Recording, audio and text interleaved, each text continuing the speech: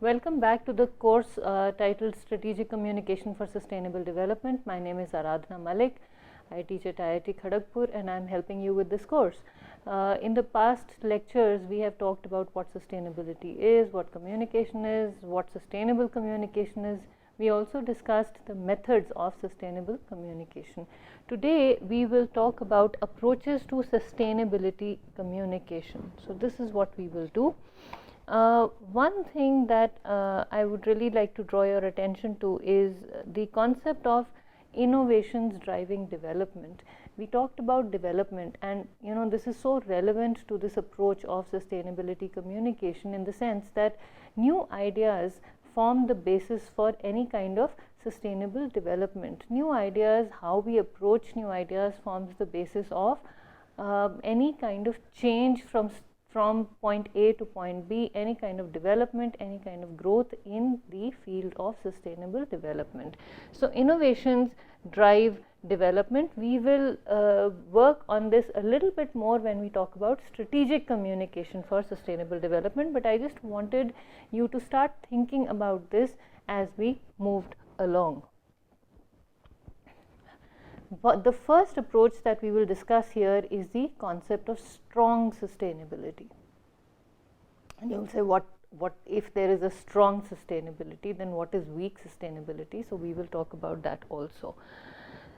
The goals of the theory of strong sustainability are identifying criteria for distinguishing sustainable and non-sustainable paths on the grounds of a wider consideration of arguments than merely economic ones. So, when we talk about sustainability, we are essentially talking about keeping our assets as they are, keeping our capital, preserving our capital and eating off of the profit. So, it is not, when we talk about strong sustainability, we find out which one of our efforts, we discuss which one of our efforts is going to carry forward, is going to drive this whole idea of going on and on and on, and which of the paths that we take are going to serve us better in the longer run than in the shorter run, and which of these paths that we take in the field of sustainable development are going to be covering a wider ground,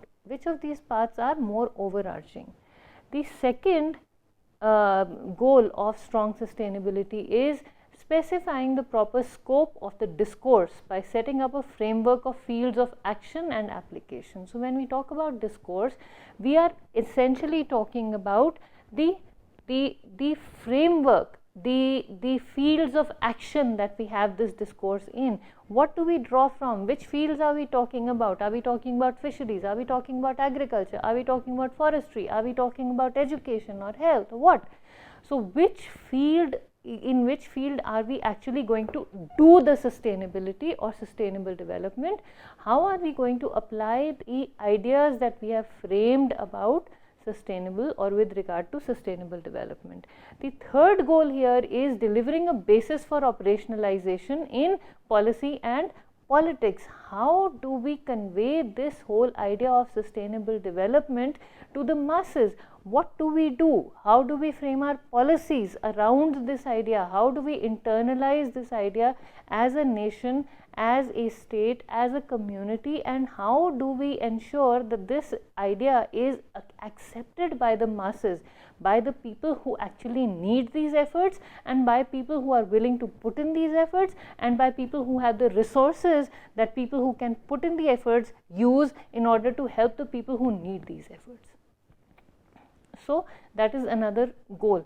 How do we decide who does what in policy and politics regarding sustainable development? Performing as a rational corrective to clarify the diffuse discourse on sustainable development taking place in society. So, how do we change these definitions? How do we change these confusions, or how do we clarify these confusions regarding the discourse, the discussion on sustainable development in society? And that is one of these are the goals of the theory of strong sustainability.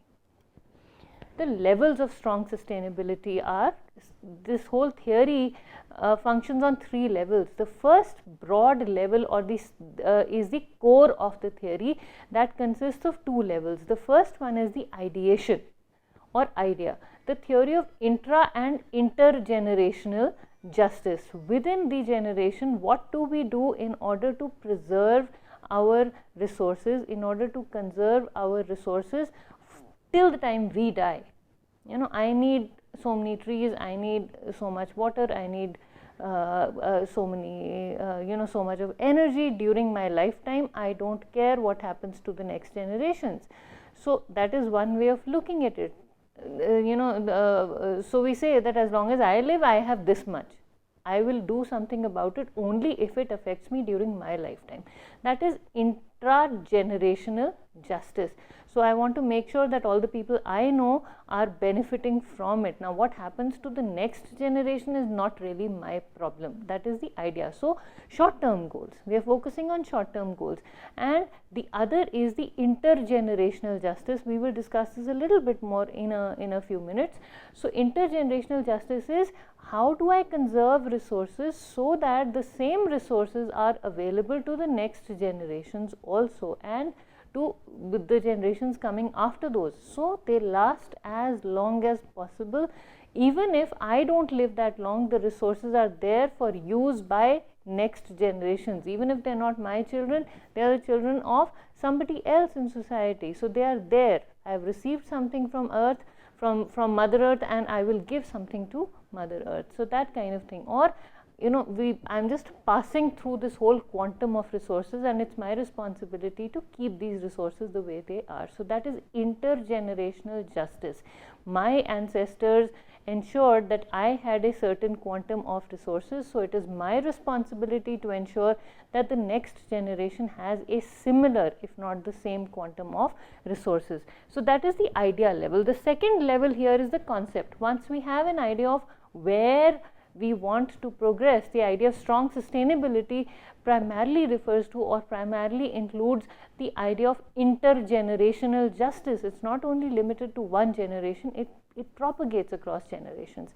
The second level is the concept level. So once we form that idea, at the concept level we have the strong or weak sustainability, the mediating concepts. How do we decide what contributes to the definition of strong or weak sustainability? What are we going to put in this whole ambit of sustainability? And that discussion constitutes the core of the theory. The third level here is the key principles. Now, once we have the concept in place, we have the idea in place, we have the overarching concept in place, the direction that this idea is going to take in place, then we form the key principles.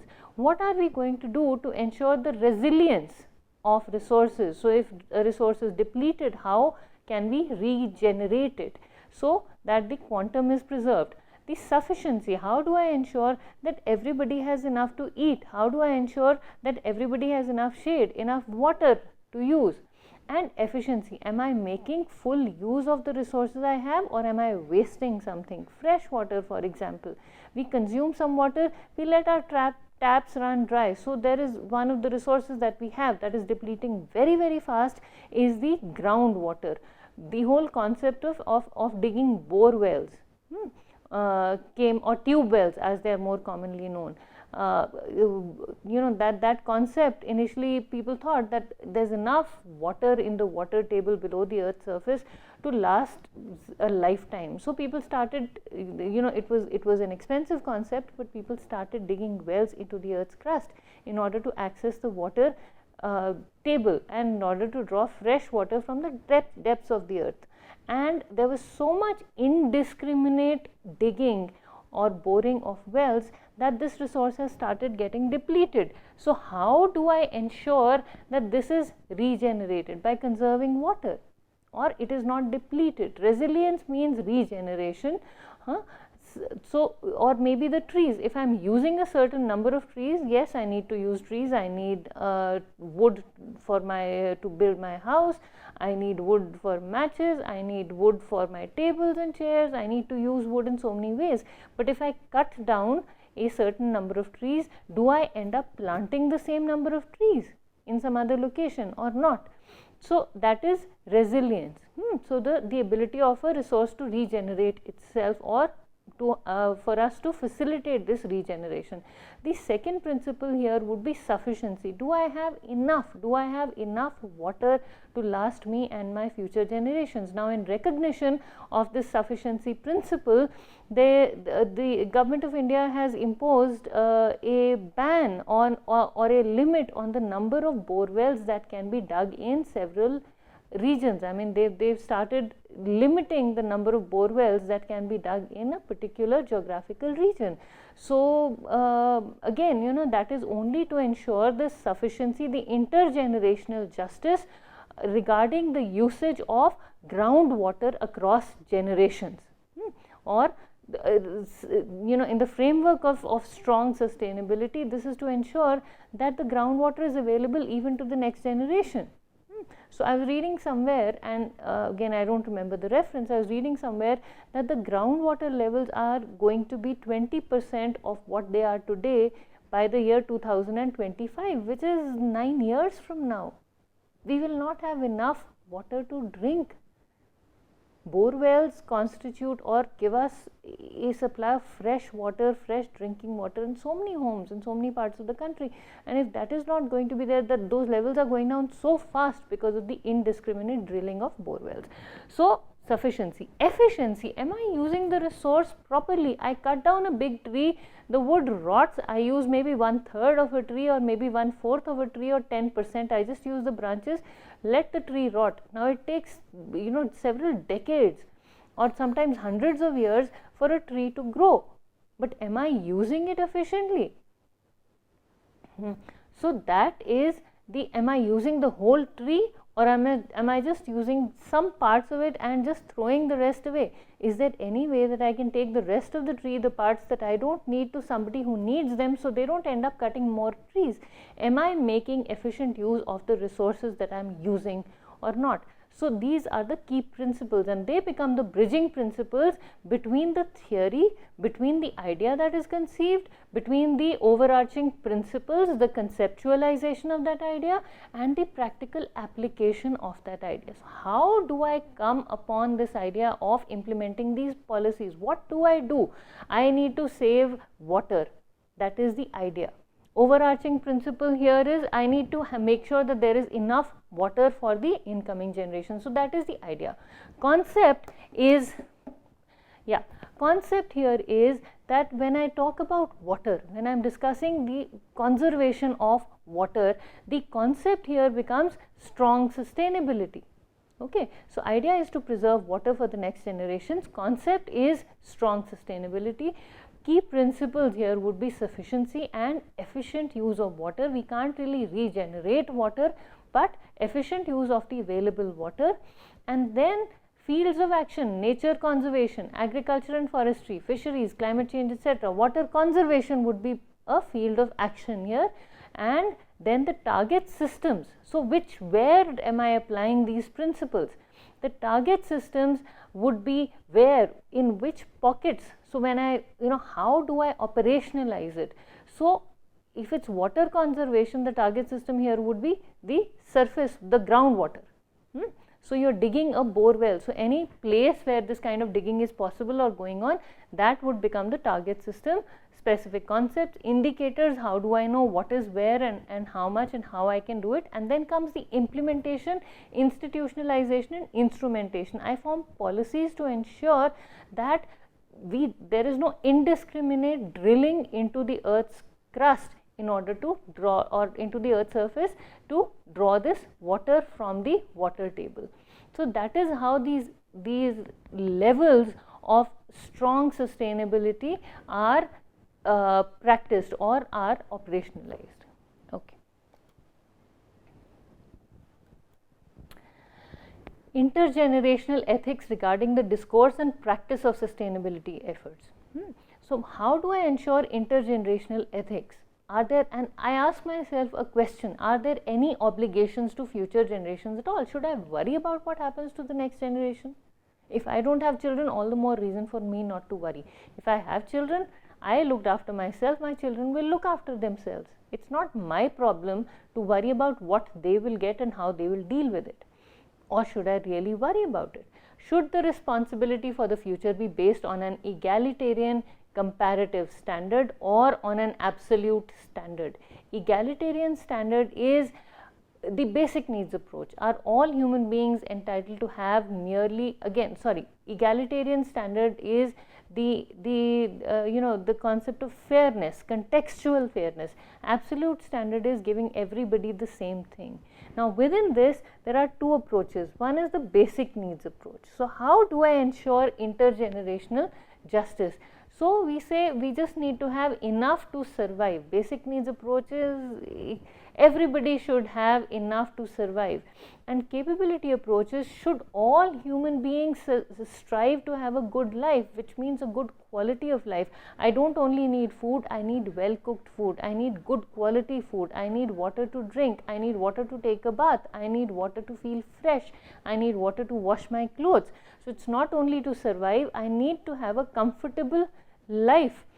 Being able to have attachments to things and people outside ourselves, and being able to live with the concern for and in relation to animals, plants and the world of nature. I am not only here to survive, I am here to enjoy my life, to live my life to the fullest. I have a right to live as long as possible with an optimal use of resources through my capabilities. If I have the capability to make a good life for myself, should I not do it? So that is the idea of the capability approach. Should my capabilities drive how I use my resources, or do I need the resources just for survival? And that is, part of the discourse, the discussion on intergenerational ethics in sustainability communication. And what can be considered a just legacy? How do we decide how much to leave for our children? Or how much would be a fair legacy for our children? What do we owe to future generations? Weak sustainability, according to the concept of weak sustainability, as far as the capital volume is concerned, the total quantum of capital is what matters. So total amount of resources. If I don't have enough natural resource, maybe I can leave man-made resources. If it's not trees, I can leave houses. If it's for shelter, trees give you shelter, so I'll make houses, I'll make concrete buildings. What if we don't have trees? If we don't have oxygen, if we don't have fruits, I'll leave artificial sources of nutrition, that kind of thing. And strong sustainability says, according to this theory of strong sustainability, we focus on diversely structured packages of capital with limited substitution of or limited complementarity of different packages of capital contributing to the same cumulative capital volume. Sounds very complicated. All this means is that yes, we need to save a certain volume of resources, but within that volume also we need to allocate specific percentages, specific fractions of to different types of resources. So I need so many man-made resources, and I need so many natural resources, and I need so much of economic resource. Within the natural resource, I need to ensure that there are fish in the sea and in the rivers, and I need to make sure that there are mammals on the ground, and not only mammals, I need to make sure there are tigers and elephants and cows and deer, etc. So I need to, and monkeys and bugs, and the ecosystem needs to be preserved. So I need to have a quota for every part of the sustainable system, and together also I need to leave the same amount of resource for my future generations. My children should not have to go to the zoo and find out what an elephant is. I need to ensure that the elephants survive in the wild for the next generations to see what elephants are like. So I should not kill their natural habitats, I should not destroy their natural habitats, I should not kill elephants for ivory, so all of that comes into the picture. Whereas here we say, okay, if it's not elephants, if they don't see elephants, they'll see stuffed elephants in a museum maybe 3 generations from now. What difference does it make? And that is weak sustainability. Then comes the type of capital. So Weak sustainability theory says that natural capital is one among the many types of capital. Whether we save nature or we convert nature into technological resources or man-made resources, it's one and the same thing. But strong sustainability propagates that the capital needs to be framed in a biospheric manner. So the biosphere needs to be maintained, the ecosystem, the natural ecosystem needs to be maintained, because that is the basis for all other kinds of capital. I am living such a comfortable life because of greenery in my environment. If the greenery was not there, I would fall sick. So I cannot enjoy my resources if there is no green life around me. So I cannot just say, okay, you have a very big flat and you're enjoying yourself in a concrete jungle and you see plants only on television or your computer. No, I need to have plants outside so I have fresh oxygen to breathe. It's not the same as living, having a pollution mask for your building or something like that, a pollution filter for your building. It's just not the same thing. So again, progress, on the parameter of progress, according to weak sustainability, maintaining and enhancing the overall capital is progress. It doesn't matter how the capital, the substitution is what counts. So as long as the total volume is okay, is contained, we are progressing. And development of technological capital and economic capital requires depletion of natural capital. So if we want to progress technologically, we need to cut down trees, we need to kill wildlife, we need to use up the water, we need this, we need that, because we are building more buildings. And strong sustainability says that conserving natural capital is important, even if it is at the cost of the growth of technological or economic capital in the long term, because in the short term, because in the long term it's the environment that will count much more than computers and TVs and electronic devices and other kinds of equipments. Building a car is nice, but having too many cars is bad because they will kill the environment. So we need to preserve the natural environment. Okay, so that is what these two theories talk about. Then arguments in favor of strong sustainability are that there is a critique.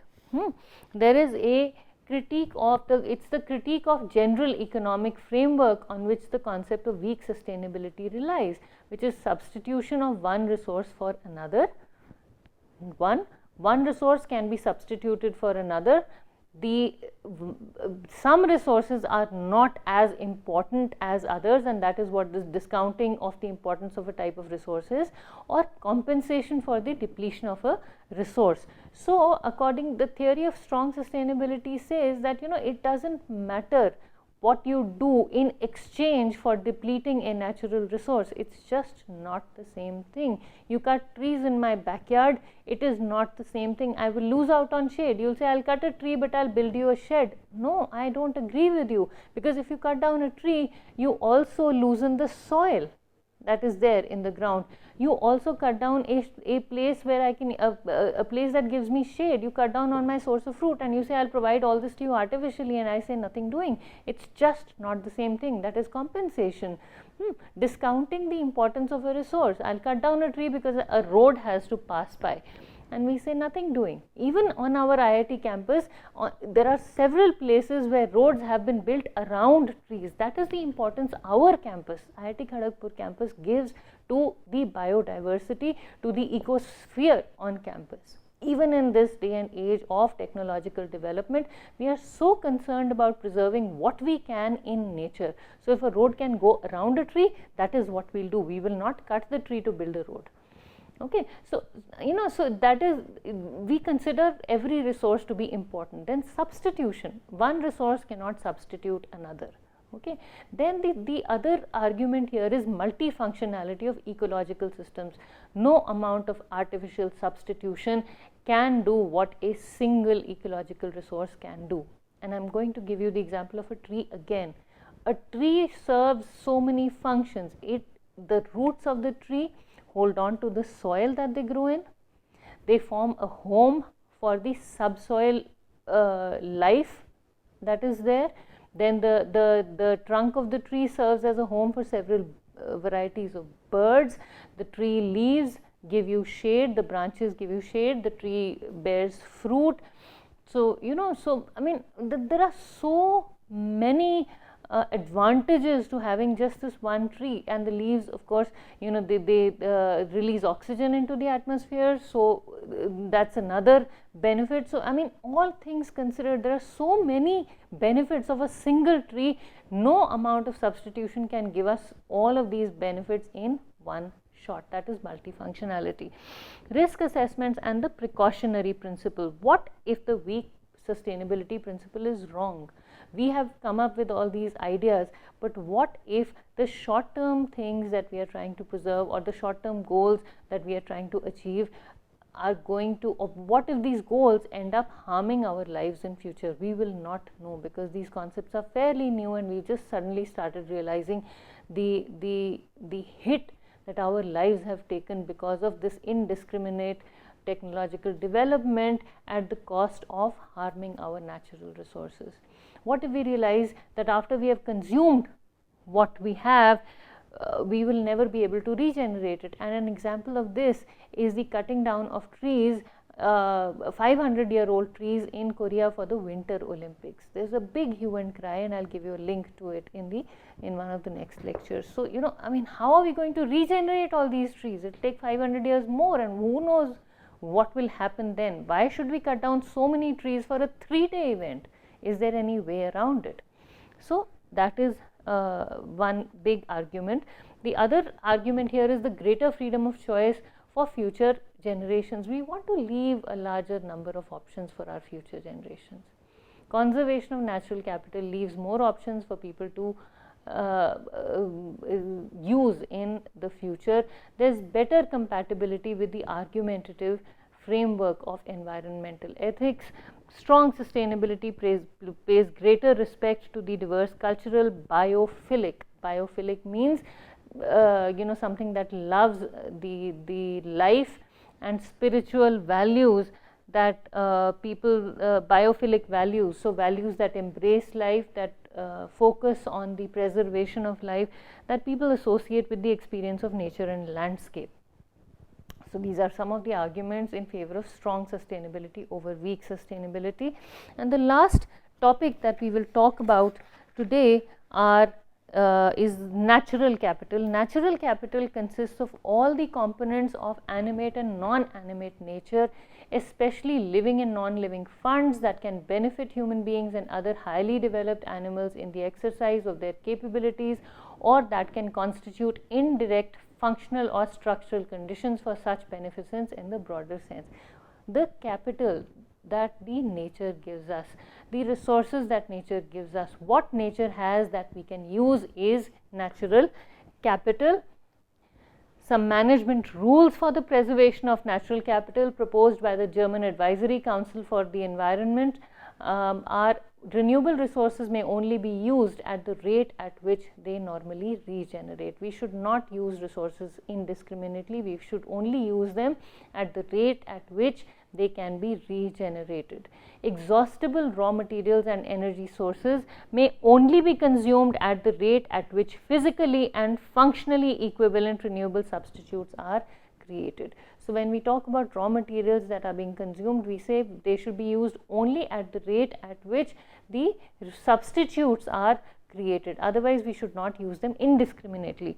Pollutant emissions may not exceed the absorption capacity of environmental substances and ecosystems, and emissions of non-biodegradable pollutants are to be minimized, whatever the extent to which unoccupied storage capacity remains available. So we should, when we talk about pollutants, when we talk about things that harm the environment, they should not be released into the environment till a system is created to absorb the harmful effects of these pollutants.